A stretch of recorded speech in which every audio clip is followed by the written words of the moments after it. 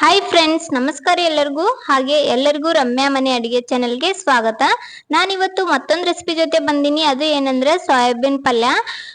ಈ ಗ್ರೇವಿನ ಮಾಡ್ಕೋದು ತುಂಬಾ ಸುಲಭ, ಹಾಗೆ ಕಡಿಮೆ ಸಮಯನೂ ತಗೋತದ. ಜಾಸ್ತಿ ಟೈಮ್ನು ಹತ್ತಲ್ಲ, ಜಾಸ್ತಿ ಇಂಗ್ರೀಡಿಯೆಂಟ್ಸ್ನು ಇಲ್ಲ.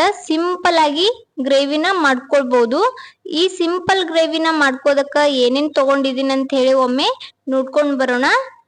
ಇವಾಗ ನಾನು ಸ್ವಲ್ಪ ಎಳ್ಳು ತಗೊಂಡಿದ್ದೀನಿ, ಹಾಗೆ ಧನಿಯಾ ಪೌಡರ್, ಸ್ವಲ್ಪ ಅರಿಶಿನ ಪುಡಿ, ಸ್ವಲ್ಪ ಜೀರಿಗೆ, ರೆಡ್ ಚಿಲ್ಲಿ ಪೌಡರ್, ಹಾಗೆ ಸ್ವಲ್ಪ ಮಸಾಲೆ ಖಾರ ತಗೊಂಡಿದ್ದೀನಿ. ಒಂದು ಟೊಮೆಟೊ, ಈರುಳ್ಳಿ, ಸ್ವಲ್ಪ ಶುಂಠಿ, ಬೆಳ್ಳುಳ್ಳಿ, ಸ್ವಲ್ಪ ಕರಿಬೇವು, ಹಾಗೆ ಸ್ವಲ್ಪ ಕೊತ್ತಂಬರಿ ತಗೊಂಡಿದ್ದೀನಿ. ಕರಿಬೇವು ಆಪ್ಷನಲ್. ಹಾಗೆ ನಾನು ಸ್ವಲ್ಪ ಸೋಯಾ ಚಂಕ್ಸ್ನ ಈ ತರ ಬಿಸಿ ನೀರಲ್ಲಿ ನೆನೆ ಹಾಕೊಂಡಿದ್ದೀನಿ. ಇವಾಗ ಹೆಂಗ್ ಮಾಡದಂತ ಹೇಳಿ ನೋಡ್ಕೊಂಡ್ ಬರೋಣ. ಮೊದಲಿಗೆ ಒಂದು ಪಾತ್ರೆ ತಗೊಂಡು ಆ ಪಾತ್ರೆಗೆ ತಗೊಂಡಿರೋ ಎಳ್ಳು ಹಾಕ್ತಾ ಇದ್ದೀನಿ. ಎಳ್ಳನ್ನ ಸ್ವಲ್ಪ ಹೊತ್ತು ಡ್ರೈ ರೋಸ್ಟ್ ಮಾಡ್ಕೋಬೇಕಾಗ್ತದ. ಎಳ್ಳು ನೀಟಾಗಿ ಹುರ್ಕೊಂಡಾದ್ಮೇಲೆ ಅದಕ್ಕೆ ನಾನು ಈರುಳ್ಳಿ ಸೇರಿಸ್ತಾ ಇದ್ದೀನಿ.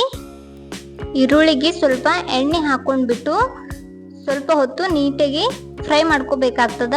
ಈರುಳ್ಳಿ ಎಲ್ಲ ನೀಟಾಗಿ ಫ್ರೈ ಆದ ನಂತರ ಅದಕ್ಕೇನೆ ಸ್ವಲ್ಪ ಶುಂಠಿ ಬೆಳ್ಳುಳ್ಳಿ ಸೇರಿಸಿ ಸ್ವಲ್ಪ ಹುರ್ಕೊಂಡು ಅದಕ್ಕೆ ಮತ್ತೆ ನಾನು ಟೊಮೆಟೊ ಸೇರಿಸ್ತಾ ಇದ್ದೀನಿ.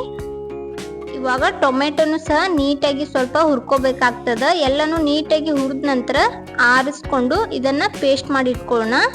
ಇವಾಗ ಅದೇ ಪಾತ್ರೆಗೆ ಸ್ವಲ್ಪ ಎಣ್ಣೆ ಹಾಕೊಂಡು ಹಾಗೆ ಜೀರಿಗೆ ಹಾಕ್ಬಿಟ್ಟು ನಾವು ಮಸಾಲೆಗಂತ ಹುರ್ಕೊಂಡು ಇಟ್ಟಿದ್ವಲ್ಲ ಅದನ್ನ ಪೇಸ್ಟ್ ಮಾಡಿ ಎಣ್ಣೆ ಒಳಗ ಹಾಕ್ಬಿಟ್ಟು ಸ್ವಲ್ಪ ಹೊತ್ತು ನೀಟಾಗಿ ಫ್ರೈ ಮಾಡ್ಕೋಬೇಕಾಗ್ತದ. ಅದರ ಎಣ್ಣೆ ಅಂಶ ಮೇಲ್ಗಡೆ ತೆಲ್ತಿರುವಾಗ ತಗೊಂಡಿರೋ ಡ್ರೈ ಪೌಡರ್ ಎಲ್ಲ ಹಾಕ್ತಾ ಇದ್ದೀನಿ.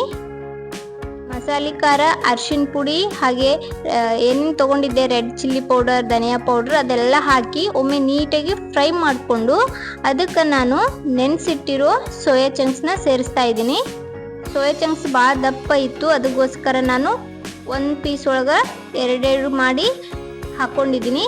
ಇವಾಗ ಸೋಯಾ ಚಂಕ್ಸ್ ಹಾಕಿ ನೀಟಾಗಿ ಫ್ರೈ ಆದಮೇಲೆ ಅದಕ್ಕೆ ನಾನು ಎಷ್ಟು ಬೇಕಷ್ಟು ನೀರನ್ನ ಸೇರಿಸ್ಕೊಂಡು ರುಚಿಗೆ ತಕ್ಕಷ್ಟು ಉಪ್ಪು ಹಾಕಿ ಸ್ವಲ್ಪ ಹೊತ್ತು ಇದನ್ನ ಕುದಿಯೋದಕ್ಕೆ ಬಿಡ್ತೀನಿ.